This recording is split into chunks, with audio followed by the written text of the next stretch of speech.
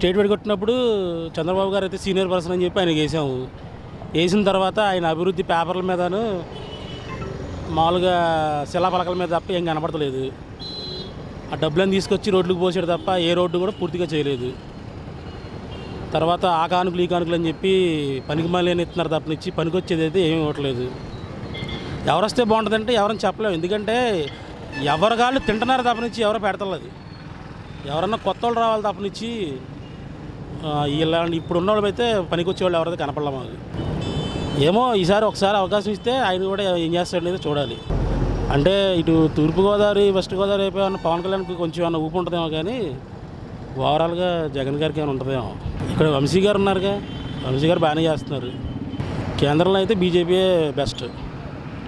వాళ్ళని కరెక్ట్గా చేయలేదు, కానీ వాళ్ళు పెట్టిన అన్నీ కరెక్ట్గా చేసి ఉంటే ఈ పాటికి ఖచ్చితంగా ఇండియాలో బాగుపడేది. ఏది పూర్తిగా చేయనీలే. వెనకమాల మీడియా వాళ్ళు జనాలు అమ్మో మాకు కష్టం కష్టం కష్టం అని చెప్పి పెద్దానికి వాళ్ళని ఇరకాడం పెట్టేశారు తప్ప సరిగ్గా చేయనిస్తే రిజల్ట్స్ ఏంటనేది తెలిసేది. జగన్ వస్తే బాగుంటుంది అనిపిస్తుంది అందరికీ. ఏముంది మామూలు ఫ్యాన్స్ రూపాయలు ఆయనకు వస్తాడని ఏమో ఎవరని చెప్పగలం. జనాలతో సంబంధించింది ఇప్పుడు జనాలు మార్పు చూస్తున్నారు. అది 2 నెలలు ఉందనగా నెల ఉందనగా దాని వ్యవహారం బయటపడుతుంది. చెప్పే విధానం బట్టి చేసే విధానం బట్టి బయటపడుతుంది. అది నా అంచనా, మేము అనుకోవటం.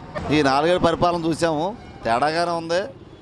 మేము అనుకోవడం అయితే జగన్ కానీ పవన్ కళ్యాణ్ కానీ ఇద్దరిలో జగన్ ఏమైనా వస్తాడని మా ఆలోచన. అది ఒక చూడాలిగా 5 ఏళ్ళు. ఇప్పుడు ఎన్టీ రామారావు చూసాం, అట్లాగే మన రాజశేఖర రెడ్డిని చూసాం, మళ్ళీ చంద్రబాబుని చూసాం. వాళ్ళ పరిపాలన చూసినాకే కదా తెలిసింది మనకి. అట్లాగే వీళ్ళు కూడా పవన్ కళ్యాణ్ వచ్చినా చేస్తాడని ఉంది, జగన్ వచ్చినా చేస్తాడని ఉంది. ఇలా చూసాం కాబట్టి వీళ్ళు కొత్త వాళ్ళు కాబట్టి వీళ్ళని కూడా చూద్దామని ఉంది. ఎవరు వస్తే ఏముంది, ఇప్పుడు ముందుగానే ఆల్రెడీ సీఎం కాబట్టి చంద్రబాబు కొంచెం పెద్ద తరంగా ఉన్నారు అనుకుంటారు. కొంచెం జగన్ వస్తే ఆయన పరిపాలన ఎలా ఉంటుంది కొంతమంది చూస్తున్నారు. పవన్ కళ్యాణ్ కాడు నాకు తెలిసినంత వరకు అంతే. ఆయన పవన్ కళ్యాణ్ వచ్చినా కానీ చేత కాదు, మాట్లాడిన స్పీచింగ్ కూడా తక్కువ ఉంది. ఆ ఫాలోయింగ్ ఏంది కాబట్టి మాట బాగా కొంచెం టాకింగ్ పవర్ ఉంటే బాగుంటుంది.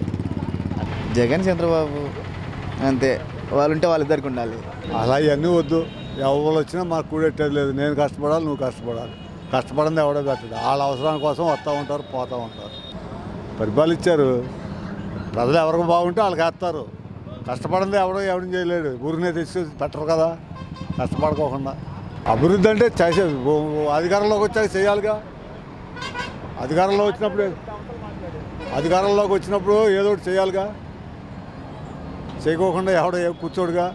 అది పవన్ కళ్యాణ్ అంటే మాట అది అతను కరెక్ట్ కాదు. స్టాండర్డ్ లేదు మాట. కోరికలు అందరికీ ఉంటాయమ్మా. భగవంతుడి దగ్గరికి గుడికి నువ్వు వెళ్తావు, నేను వెళ్తాం. ఇద్దరులో ఎవరికో ఒకరికే ఇస్తాడు వరం. ఆ వరం నువ్వు ఇస్తావా నేను ఇస్తాననేది మనది. అదంతా భగవంతుడి చేతుల్లో ఉంది, ప్రజల చేతుల్లో ఉంది. నాకు ఉంది ఆశ, ఇస్త్రీ మానేసేసి ఏదన్నా ఒక వార్డులో నిలబడితే బాగుంటుందేమో. దాన్ని మీరు ఏమంటే ఎందుకనంటే అంత ప్రజల చేతుల్లో ఉన్న తీర్పు. గట్టిపోటీ ఇద్దరికీ ఉంటుంది, జగన్కును చంద్రబాబు నాయుడు.